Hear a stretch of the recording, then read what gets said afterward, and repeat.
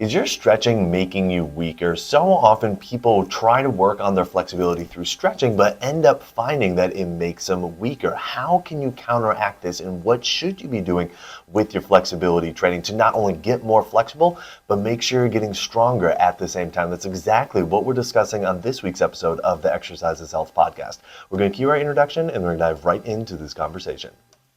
Hey, welcome back, exercisers, to the Exercise is Health podcast, brought to you by Exercise for Life Studios, where we believe that your health is your most valuable asset, and the single best thing that you can do to both boost and protect this asset is exercise. Specifically, exercise is geared towards building the health and function of your muscles. We are your hosts, Charlie and Julie, and today we are discussing this idea of getting stronger while you are also getting more flexible. See, so often flexibility in training ends up making people weaker, but it doesn't have to be this way. And today we're discussing exactly what you need to do to make sure your flexibility training doesn't leave you weaker. But before we do, we have a favor to ask of you. That's right. If you've been listening to us for any amount of time and you have used our information, you're enjoying our information, we would absolutely love it if you would leave us a rating and review. Many people don't realize that podcasts like this that are offering information totally for free really thrive off of your ability to give us feedback and you telling podcast platforms that we're providing value to you guys, our listeners. So if you wouldn't mind pausing the show and leaving us a rating and review. Now, it is a well-known fact that stretching makes you weaker. Like there's absolutely no debating about that. It makes you weaker in the moment. It makes you weaker after the fact. It makes you weaker for like upwards of an hour or more. And for some people, it creates a lot of dysfunction throughout their body from a strength standpoint. But stretching, I should say, still is the primary thing that people do in order to become more flexible. So then we are left kind of in this catch-22 of like, well, I want to become more flexible, but I also don't want to get weaker. So what do we go about doing about that? Julie, I have a question for you. Okay. When you first start working with people, how many of those people bring up the idea of stretching? Every single one. Yeah, it's a very common thing to discuss, especially as it revolves around fitness, as it revolves around health, it revolves around mobility. And what typically is the stance that people are taking or the belief that people have about their stretching? That they're not doing it enough. Yes, exactly. They're like, oh, are you stretching? And they say, no, but I know I should. Or, yeah, but I should be doing it more, right? There's always this belief that if I am stretching, I'm not doing it enough. And if I'm not stretching, I definitely need to be. Here's our advice. If you're stretching, feel free to stop. You are more than welcome to stop stretching because of the number of issues that we see from a strength perspective that it ends up creating within people, as well as so many of the other ways that people go about trying to increase their flexibility and increase their mobility. So the question is, how do we go about improving our mobility, improving our flexibility without getting weaker? Because we do want to increase our flexibility. We do want our joints to be able to move well. We do want our muscles to be able to lengthen and shorten and everything like that. But we need to make sure we are not getting weak in the process. So we have the steps for you today. That's right. So if you're listening and you're like, okay, well, Charlie, not all of us want to focus on strength.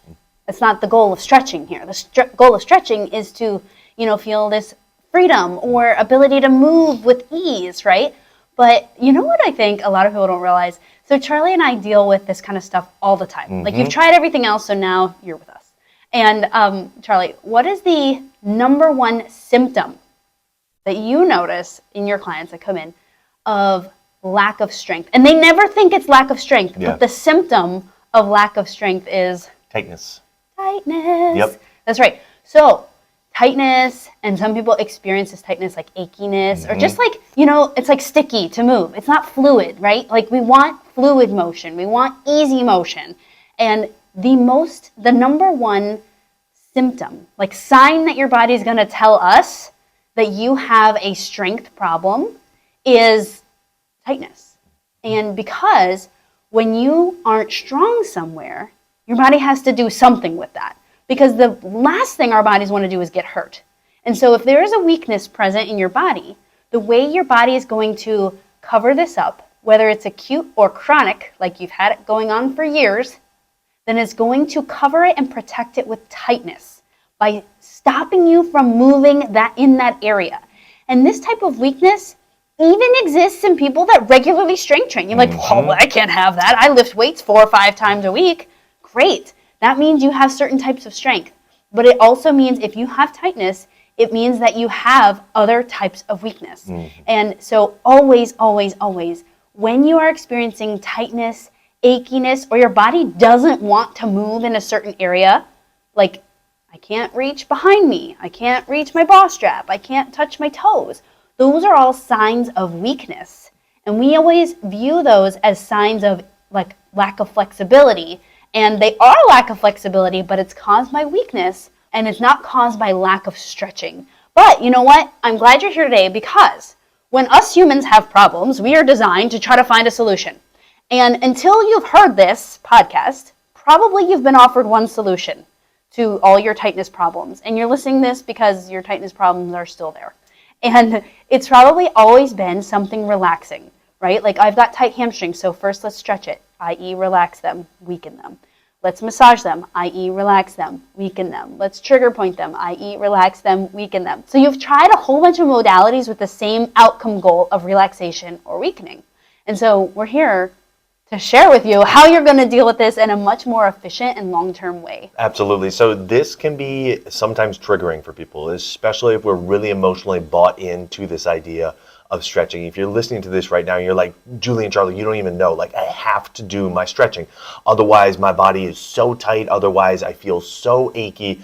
And then when I stretch, like I feel so much better. And the follow-up question I'd ask is like, okay, but how often do you have to stretch?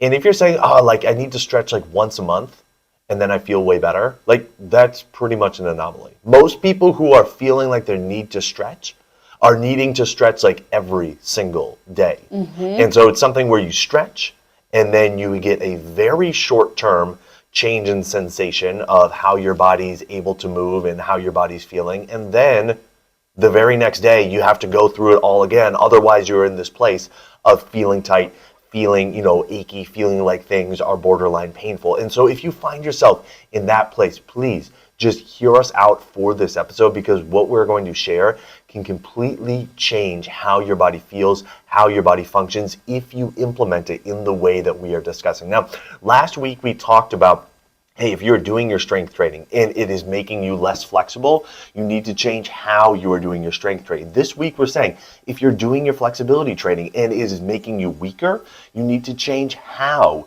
you are doing your flexibility training. So the big question is, how do you go about doing your flexibility training in a way that doesn't leave you feeling weaker, in a way that doesn't actually leave you feeling tighter 3 hours, 6 hours, 12 hours later? And the big thing that needs to change is, instead of focusing on trying to relax and loosen and lengthen muscles, you instead need to focus on connecting and contracting and actually shortening muscles. Now we know, like, this goes against everything that you've been taught, everything that you've heard, maybe everything that you believe about what you need to do. But here's the thing. The better your muscles are able to contract and shorten, the better you're able to make mind-muscle connections with the different areas of your body, the more relaxed your body will become. The more relaxed your body will actually be, the easier your body will have a time of being able to loosen and lengthen and actually move the way you're wanting it to move as you go through and do your flexibility training. So we're going to lay out this plan of how to go about doing your flexibility training in a way that doesn't leave you weaker, by instead of thinking about lengthening your muscles, you're instead focusing on contracting and connecting with your muscles. So remember, this is for those of you that want to continue working on your flexibility training, but you don't want to get weaker as a result. And remember, you are getting weaker as a result if a short time after you finish your stretching, you have a reoccurrence of the tightness. You have the achiness that comes back. And you're lying if this is not you and you're doing flexibility training via stretching. Because here's the thing. Everyone that stretches always says, I do or I don't, and I should do it more. It doesn't matter if you're doing it or you don't, but you should always do it more. Because remember, the people that are having to stretch, they are turning off muscles, and muscles don't want to be turned off. They want to be protecting, right? They want to have that tightness present because they'd rather you be protected and uncomfortable rather than vulnerable to injury. And so it always comes back. So people that are in the stretching culture end up stretching a whole bunch or getting massage a whole bunch or use their vibration Theragun a whole bunch because the thing that they're turning off, their bodies want to turn back on. So this actually works with your body. It like goes with your body. And this is the best, most efficient way to get your body to have that freedom feeling. It's not going to turn you into Gumby. A lot of people think stretching should turn you into Gumby, and it should not, because if you're Gumby, ask anyone with actual double jointed joints or hyperextensive joints. They get injured the most because they have genetically too much motion. We don't want too much motion. We want the right amount of motion. So we don't want too much. We don't want too little. We just want to say, hey, let's move freely in the body that we do have. And doing stretching, or we call it reverse stretching, but you're going to get what we're going to say in just a little bit.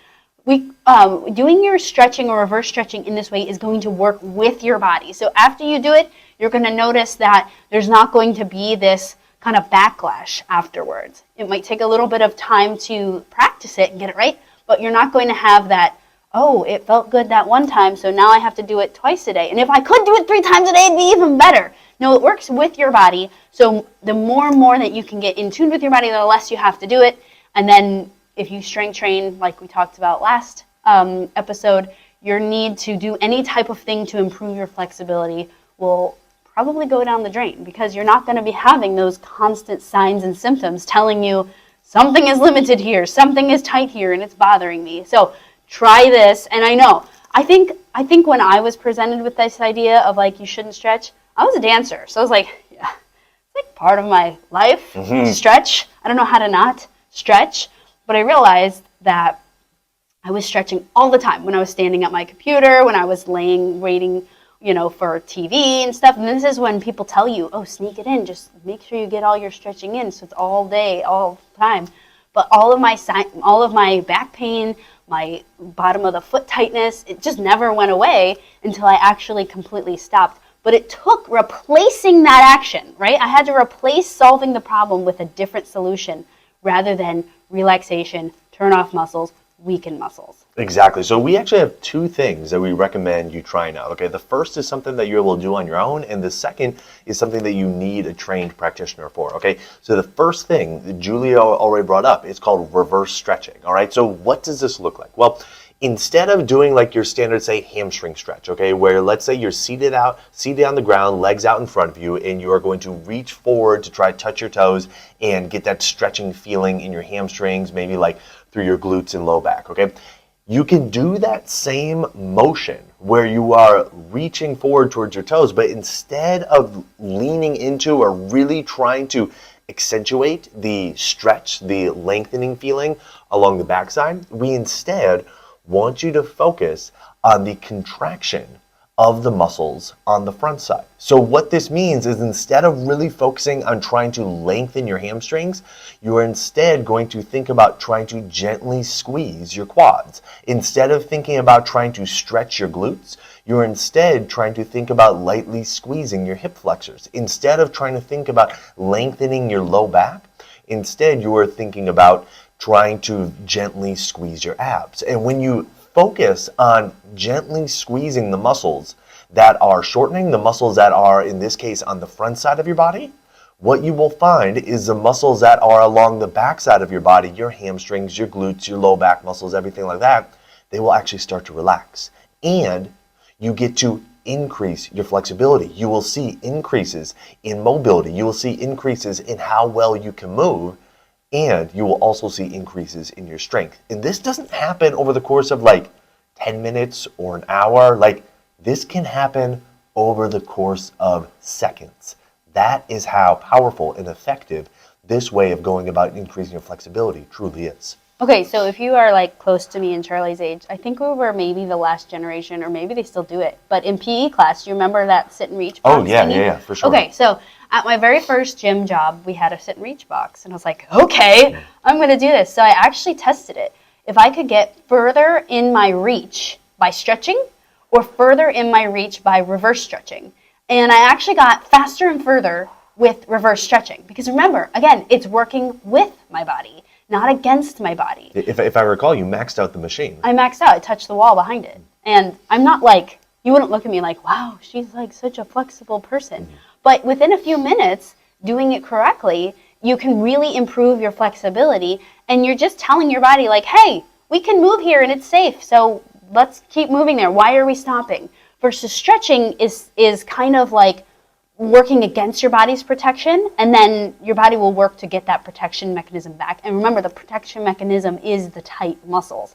Okay, do you guys remember, I'm like dating myself today. Charlie, did you ever in like grade school use those, you know when you got your textbooks issued to you, and would you have to put a cover on them? Oh, yeah. Yeah, okay, so you had a couple options. There was like these slinky ones, and then I always did the brown paper bag. that you would create yourself. That's right. Yeah. So when we were in school and there was textbooks available, you had to cover your textbook as if that was going to protect it from a middle school, using this book. Anyways, but do you remember, okay, you would fit it while it was closed. Yep. And then when you opened the book, remember it got all like saggy in the back? Okay.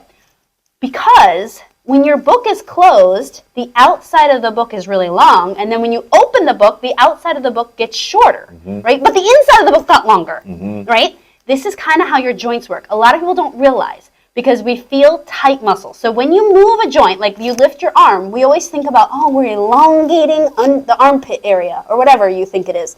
But you're also shortening the other side. You can't not shorten the other side. Just like when you open a book, you can't not shorten the outside. Anyone that used to use brown paper bag book covers, very nice, knows that it gets all crinkled in the back because it has to get shorter. There's no way to elongate the inside of the book and open the book without the outside of the book getting shorter, and then thus your brown paper bag cover gets all funky and wrinkled. Okay, so whenever you move a joint, you go and touch your legs, you reach your arm up, we always think about the lengthening side, because that's the side that we feel. That's usually the side that has the tension or the tightness, and it's bothering us, and we want to get rid of it. But we always have to remember the other side of the joint is getting shorter, and it has to get shorter, otherwise you're not moving. And so when you reverse stretch, we're saying, hey, instead of focusing on the lengthening stuff, focus on squeezing the shortening stuff. So you're going to do light contractions on the shortening side so that the lengthening side can get longer. A lot of times we think just relax the lengthening side, don't even think about the shortening side. We want you to reverse that. That's why it's called reverse stretching. We're focusing on contracting the shortening side rather than lengthening, relaxing, leaning into, holding on to the lengthening side. So we're switching your brain here. In every single stretch that you do right now, you can switch. And there is always a shortening side that would make your stretching so much more efficient and long-term. Now, what's particularly cool about this is not only are the effects very rapid and the changes that you can see very rapid, they are also much longer lasting than traditional stretching, where like I might do these kind of exercises maybe like 1 to 2 times a week, and like my body feels great while I do them. Versus like if somebody's stretching, and again, they're stretching like 1 to 2 times a week, the whole thought is going to be, well, I know I should do it more because I'm just not flexible enough, or I'm still getting tight or whatever. But like you can do this style of like the reverse stretching and do it much less frequently, and the effects are going to be much longer lasting because again, it's working with your body and it's teaching your body how to kind of contract and move into those positions instead of trying to force your body to move into those positions. So that is the first suggestion that we have of how to go about increasing your strength while you're becoming more flexible, okay, or not becoming weaker due to your flexibility training. The second is something that you do need a trained practitioner for, but it is immensely effective, and that is muscle activation techniques. That is one of our specialties here with our in-person clientele at our studio outside of Chicago, is doing muscle activation techniques. But I tell you, when it comes to really truly affecting people's range of motion in a positive way and increasing their strength along the way and having changes that are longer lasting, you're not going to find something that's more effective than muscle activation techniques. That's right. And you know who comes to get MAT? Is people that have tried everything else. That's so if true. You're stretching and you think like, well, stretching works for everyone else. It doesn't.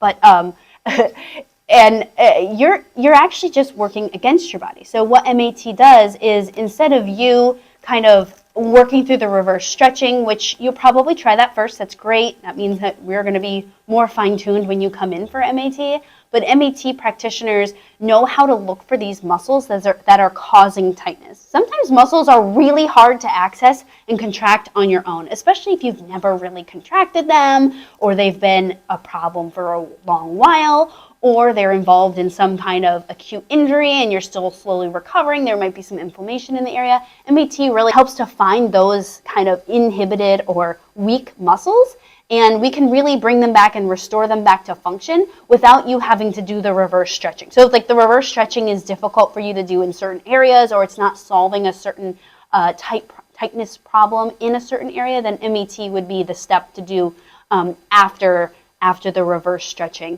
Now the cool part, the MAT works very similar to reverse stretching, whereas we don't do anything to make your body relax. We actually try to activate muscles. But we find time and time again that the more muscles are active and more muscles are supporting your body, the less that your body has to tightly hold on to stuff and tightly restrict motion. Because we're teaching your body, hey, we can handle all these motions. There's no reason to restrict you from these motions. But that's all rooted in strength. It's not rooted in flexibility and mobility. It's rooted in strength. And so that's why reverse stretching and MAT are both looking for where are muscles not functioning and not contracting well. And that is the thing that's going to cause your body to tighten up. So when we get rid of it, your body gets rid of the tightness all by itself. Yeah, Julie, this is a great point, and that's really why this conversation today is kind of part 2 from last week, where last week we really talked about using strength training to become more flexible. And we're kind of talking about the same thing this week, but just in a more specified way. We're saying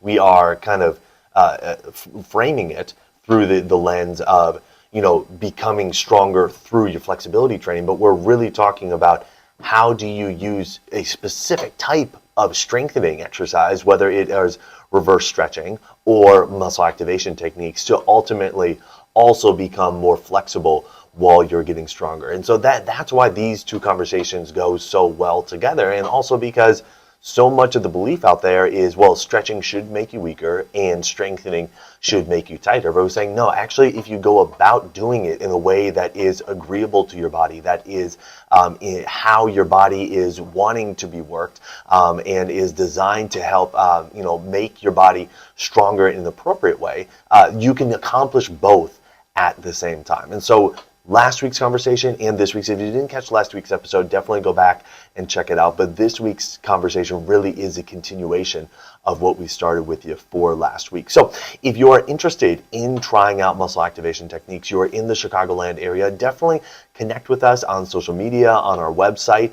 Get a hold of us, because we would love to introduce this to you. If you are not in our area but are wanting to try out muscle activation techniques, you can find a practitioner in your area by going to www.muscleactivation.com. You can find everybody who's certified on that page. But again, we would love to work with you, try and show and introduce you to it, rather, if you are in the Chicagoland area. We are in the northwest suburbs, so if you are closer to us, that would be amazing. We would love to see you in our studio. So who do you know that needs to hear this episode? Who do you know that is really determined to get more flexible, but finds that every single time they try to increase their flexibility through stretching or other ways of flexibility training, they ultimately become weaker and they're not really liking that effect?